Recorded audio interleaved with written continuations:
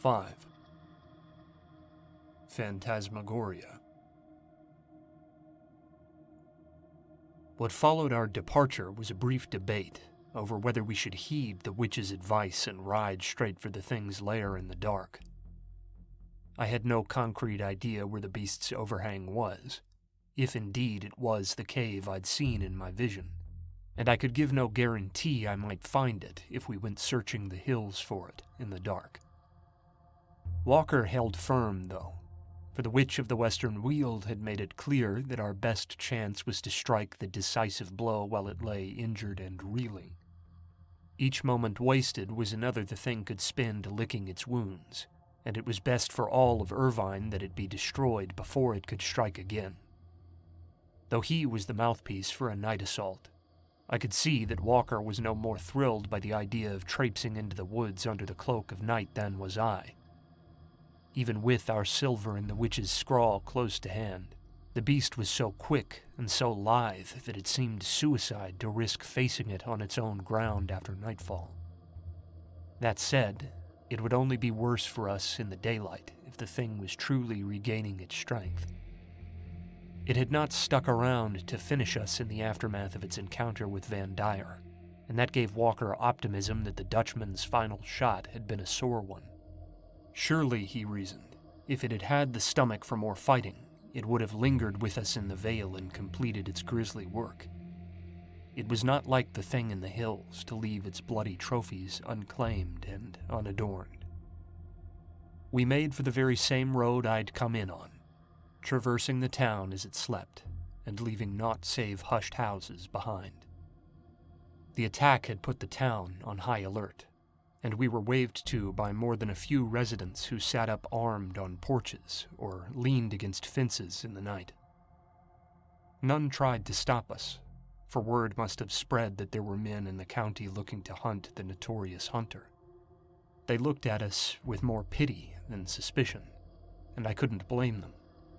No man had tangled with the thing in the hills and won. For my own part, the ride felt suicidal, even with the silver and the wisdom set forth by Walker's estranged cousin. The crone's confidence had seemed infectious at first, but as the first couple hours ticked past and Traveler began to hesitate beneath me at the realization we were back on that same haunted stretch of road, I couldn't help but doubt. Walker was uncharacteristically silent, and I imagined his thoughts were much the same, though the battered old soldier didn't dare reveal it. I got a good grasp of our position when we passed the skewered bear which I'd shot on the way into town. I tried to muster my courage and lead for Walker, but once we'd wound up the switchback and reached the little gully in which I'd camped, I couldn't keep the jitters from my fingertips. That said, the forest was not silent, and the air was not foul. This gave me just enough fortitude to tie off Traveler beside Walker's horse, light a torch of rags wrapped around a wet old oak branch, and lead the way up the hills into the woods. The 2 hours which followed were clumsy and blind. The sputtering torch had to be rekindled and remade multiple times throughout the journey, and aged Walker had to be hoisted up particularly steep creek banks and given boosts upward onto rocky outcrops in the shadow. I navigated purely by instinct, thinking always to that unnaturally vivid dream I'd had in the Stygian belly of these tangled woods. I replayed again and again the motions of the beastly eyes in that vision in my memory, and tried to replicate the slopes and directions the thing had taken. Though I could not see the forest so clearly this time around, I would occasionally stumble upon a queer rock formation or dense copse of scraggly trees which would set me on the right path.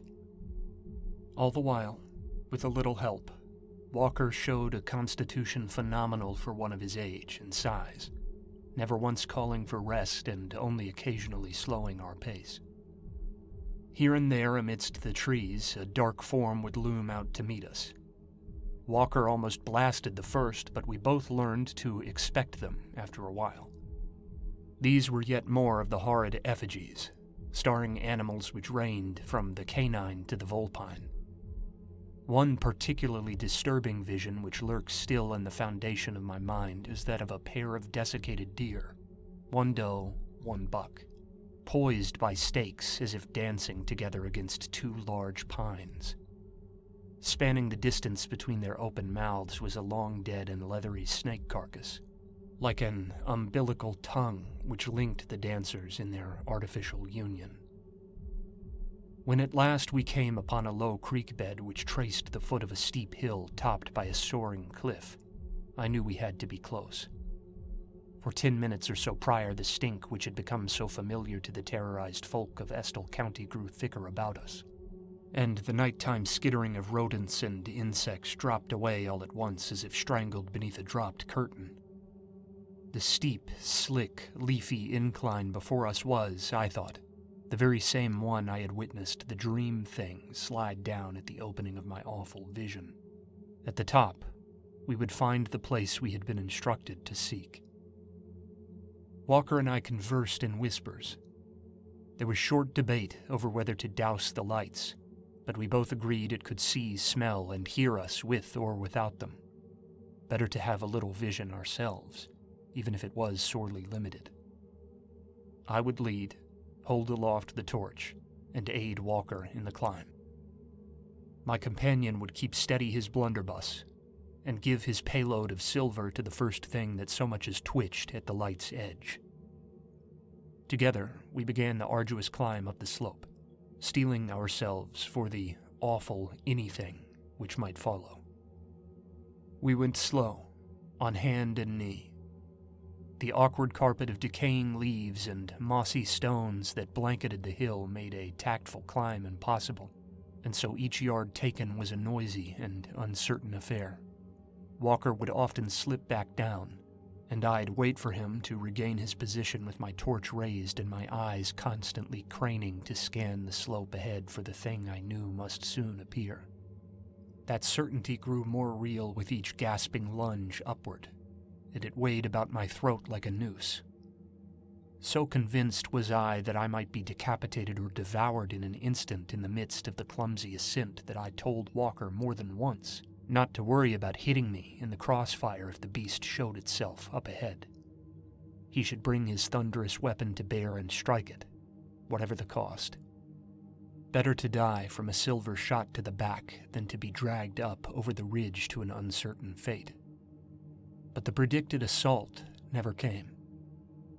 We scurried like rats in a flood from the slick leaves onto high ground, and as soon as I'd thrown the light of the torch upon the cliff in whose shadow we stood, I knew we'd made it.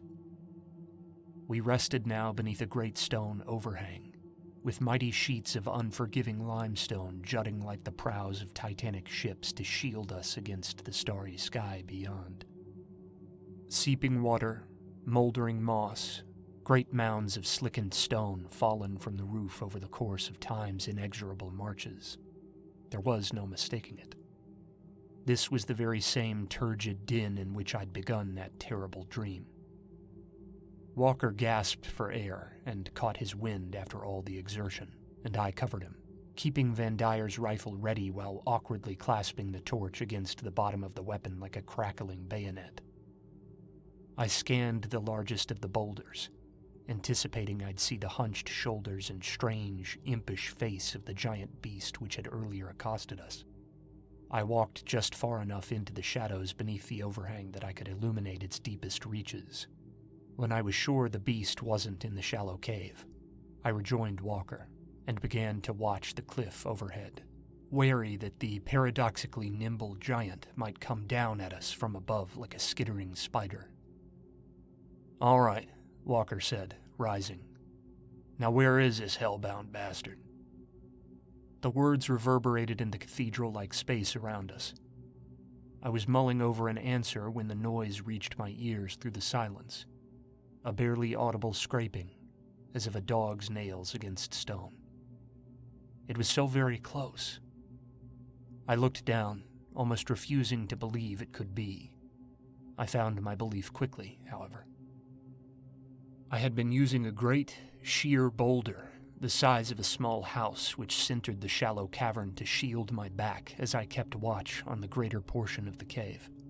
From beneath, snake-like in its elastic wriggling, a familiar face was sliding into view. Out of an inconceivably small aperture between the boulder and the earth, too small to house rabbits, the beast's massive, clawed hands were sliding like boneless eels between my boots. Time seemed glacial. I observed with frightening detail the strange, mismatched teeth which filled its oversized mouth, and the bat-like ears which seemed to swivel in search of sound atop the brutish skull. Its bulky, bear-like frame began to swell as if inflated, to expand into the available space as more and more of its matted fur vomited forth from its impossible hiding place in the stones. Its claws, which were so large as to give the impression they must be immobile, clicked and scratched as the beast splayed them wide, fully prepared to rip me in two from below. Those malevolent black eyes, far too small for a thing so frightfully large, positively sparkled beneath me with the certainty it was about to taste blood. In the space of what must have been only a second's frenzied observation, shock conspired to make me feel I'd had the time to drink in the beast's each and every feature, to etch upon my memory the boundless cruelty and ageless cunning in the inhuman gaze which surged up to end me. But beneath its titanic, writhing, boneless frame was a sticky trail of blood. Still, the rent holes left by Van Dyer's earlier assault bled the thing's monstrous, oily ichor, the wounds seeming almost singed in the strange light of the flickering torch. I had an instant to chastise myself. Even now it was injured, comparatively slow. Even as fast and preternaturally flexible as it was, I might have shot it had I been more vigilant. Now, I would pay the price. That's when Walker plugged it in the chest with the blunderbuss, once more acting with the twitchy impulse of a mind long honed to blood and struggle. He'd moved instinctively, and the broad muzzle of the weapon had been only inches from the thing's fur when it went off. If the squeal it had loosed in the day had been fearful, the wailing squeal which followed was pathetic. I was swept roughly off my feet and landed hard upon the stone as the thing's long arms wheeled and it wriggled free in a frenzied rush from beneath the boulder. It did not make it far, for the wound it had been dealt sent it tumbling, and by the time I'd jumped up, it was curled like a dying insect near the back of the shallow cave, black eyes flashing wet and frightened. Walker was already reloading. I leveled Van Dyer's rifle, unsure what to do. Then my eyes fell upon something which glinted at the beast's side, a low, murky pool at the terminus of the shallow cavern, fed by the soft seepage which issued forth from the cliff face above us. Suspended in the dark water was a withered, dry thing, something I at first took to be a twisted old leaf or branch. "The heart," Walker murmured from beside me, and immediately I put two and two together. With Walker keeping watch of the shivering beast before us, I lay down my rifle and took up the scroll and spike. I was prepared to tell him to shoot it again if it moved, to defend my approach to the pool which sat so precariously close to the wounded thing. But something happened then, something which froze me in my place and held my eyes wide with equal parts awe and disgust. The strange beast sighed a long, ragged sigh which shuddered its supine form. What I first took to be its oozing black blood splashing from claws and teeth and hair fast revealed itself to be something else entirely. Before our dumbstruck eyes, the twisted creature's filthy hair and the muscular flesh beneath it seemed to pour in great rivulets off and into the pool beside which it lay, as if the beast were iron melting in a forge. More and more of its form sloughed off until the pool seemed a jet-black well of thick, horrid slurry. Where the thing had lain, many times smaller than the creature's horrible hole, was what I initially guessed was a withered skeleton. When we drew nearer, this skeleton stirred, and we realized it was a man, an emaciated, rail-thin, ancient man. His dark skin was slick with the ichor of the being whose skin he had worn, and his features were foreign to me. Not the familiar, hard-hewn features of the continent's native barbarians, but something else entirely. He sported dark eyes which gleamed from amidst the oily refuse of his monstrous hide, and they glinted with the hunger of a wolf as he looked us over, still gasping and shuddering on the wet stone. Wounds, commensurate with those he'd received from Van Dyer and Walker, still stood singed and black against his olive skin, and still seeped that Stygian lifeblood which the beast had once bled. His face, heavily marred and battered by the shot Walker had given him, seemed once to have boasted an arched nose and an age-whitened beard dyed onyx with the aftermath of his hellish transformation. Beneath his ribs was a broad, black, pulsating wound, one I immediately linked with the withered heart which bobbed in the pool at his side. In accents almost sing-song, he muttered what must have been a curse in a tongue which seemed ancient, though I could not recognize a single syllable. I demanded to know who he was, that he give us answers for what he had done. Looking back now, I likely demanded out of little more than a sense of stunned disgust, expecting no answer. Indeed, I wish now I had not demanded one. My sleep might come far easier had he spoken nothing at all. But he did speak, and, blasted be my fortune, he spoke in words I understood.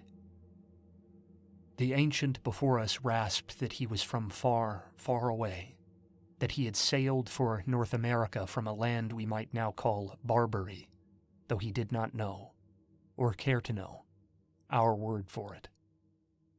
We stood upon one vertebra of a mighty spine, this is how he described it, of a thing which had slept for countless eons before man had walked the earth.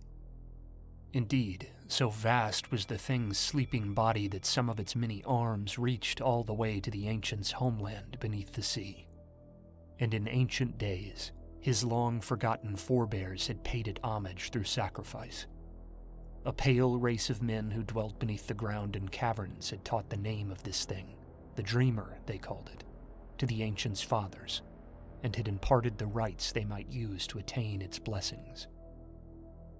I was mute as marble while the ancient told how, in days before Babylon, Sumer, or fabled Egypt had risen and fallen, the most zealous of his people had been attacked as heretics by the cities which surrounded their holdfast in the desert. Their blood rites and slave raids had become too much to bear, and so they were driven by their outraged neighbors into the cruel sea. But the prophets among them counted this a blessing, and had directed their crude triremes west. The voyage had been long, and privation had killed many. The fantastic dreams of the survivors drove them on in the face of all their harrowing hardship, however, and months of struggle brought their ships ashore in a strange new world. These children of the dream had traveled inland, following their nightly visions and clashing with the natives in order to take sacrifices along their road. At length they had come into the shadow of the dreamer's spine, a phrase which, by his haggard motions, I took to mean the Appalachian Mountains.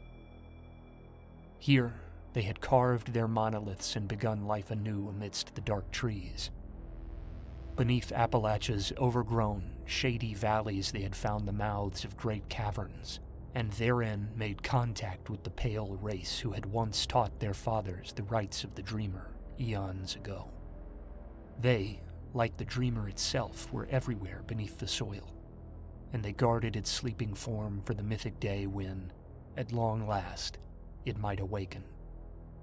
The ancient and his people had apparently served as the forward guard, bringing ample offerings at the point of a sword to the people beneath the earth.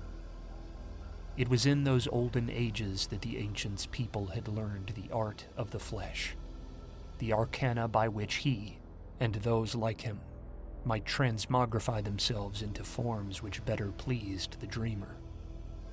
This had been the genesis of the frightful skin he had worn while terrorizing Irvine.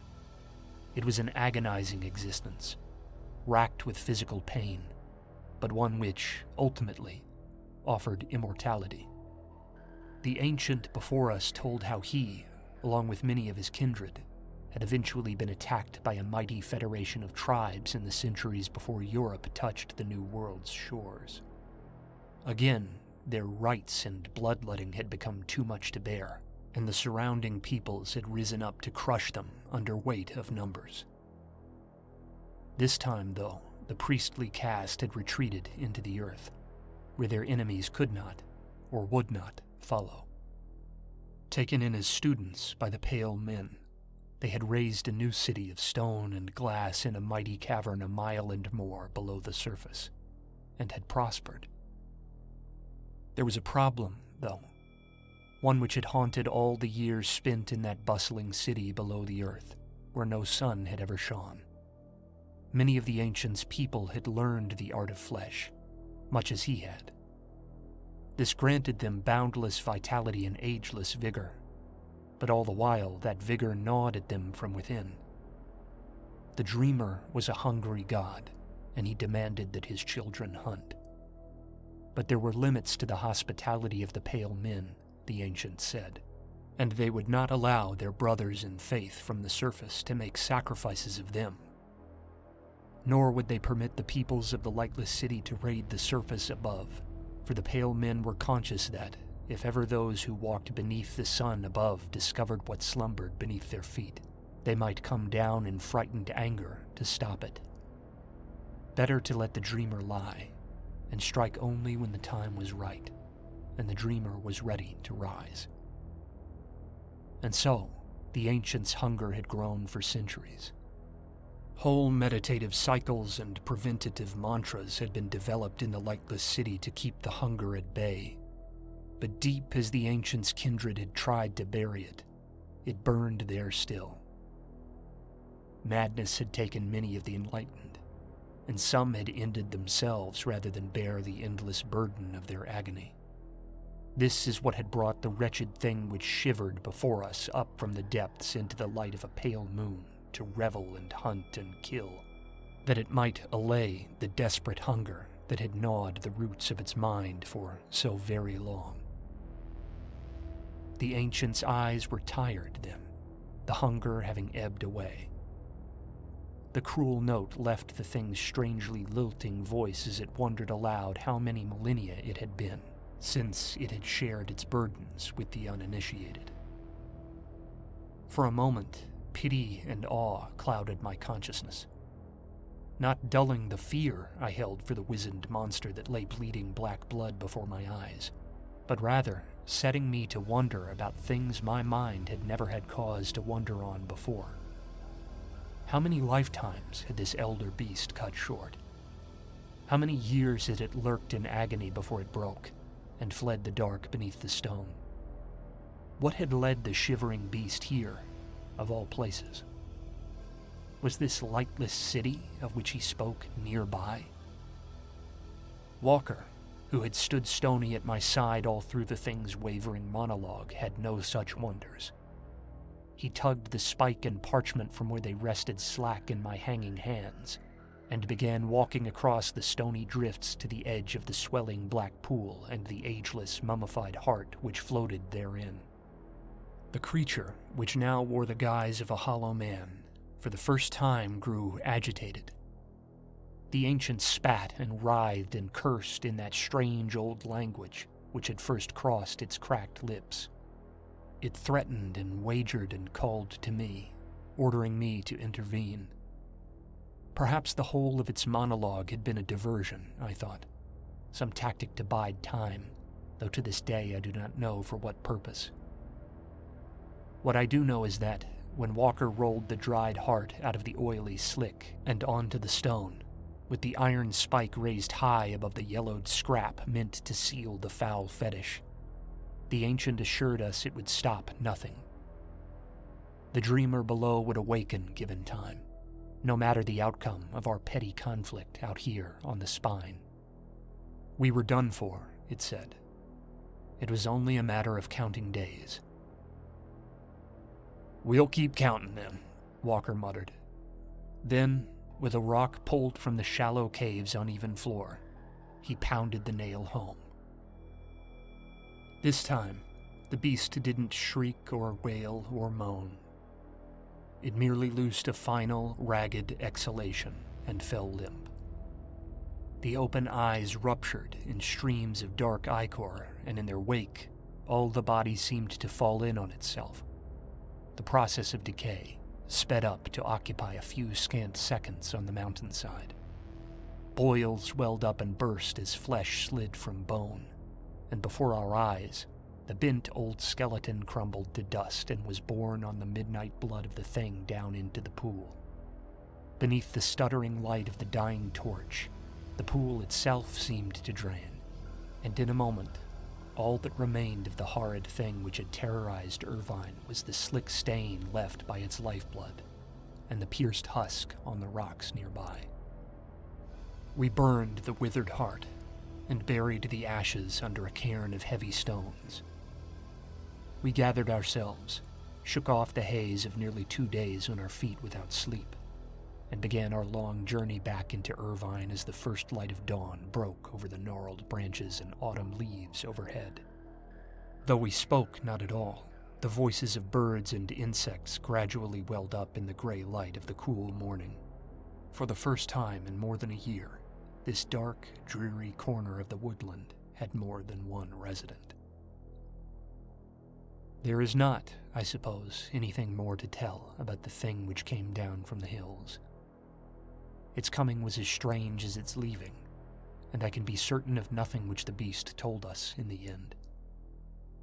Irvine slipped quickly back into the regular ebb and flow of daily life in the wake of the hunt's end, and none questioned our assertion that a giant, mad native shaman draped in animal skins and years removed from civilization was behind the killings. The region was prepared to move on, and forget the nightmare which had ruled their lives for so very long. Clay almost didn't pay me when we returned without trophies to prove the deed, but I talked him into it, and I split the proceeds with Walker, who, in fairness, provided more than half the effort, and deserved more than half the plunder. He wouldn't accept more, though, and we parted on good terms. Incredible experiences had served to forge over 2 days bonds which whole campaigns I'd undertaken in the past hadn't forged, and I dropped in on the old man from time to time as the years wore on. Whenever I was back home in the mountains, I rode up to Irvine and spent a few days reminiscing, mostly about savages and mortal bloodshed, for the ancient monster in the hills was an uncomfortable memory for both of us. It was only when Walker passed in the winter of '35 that I discovered he'd been dwelling quite heavily on that encounter with the inexplicable, perhaps even more heavily than I. He'd spent his last mobile years poking around the mountains on horseback and asking men even more ancient than he about caves and breaks in the hills. He'd ridden east several years after our hunt to North Carolina, where he'd asked several Cherokee elders to relate to him any antique mythology they had about the hills, and he'd been preparing for another such trip when the pneumonia took him. His wife, all but blind in her old age, had let me take his notes and papers, in which I learned he'd been trying to figure out whether the ancients' lightless city were fact or fiction. I'm uncertain whether I want to know the answer to that question. I've spent years trying to forget it, and will now have to spend more trying to forget Walker's papers. They lay squirreled away under the stone of my fireplace like hidden gold, far from my sight but never far from my memory. After all we witnessed, I only pray I don't live to see this dreamer or its handiwork ever again. The ancient could have been lying about it all, yes, that's true enough. That's what I tell myself. But when darkness falls over the hills outside my windows, and the full moon pales over wooded hills swept by the night winds, and the trees bend and buck as of some slumbering titan under a verdant quilt, I am inclined to wonder.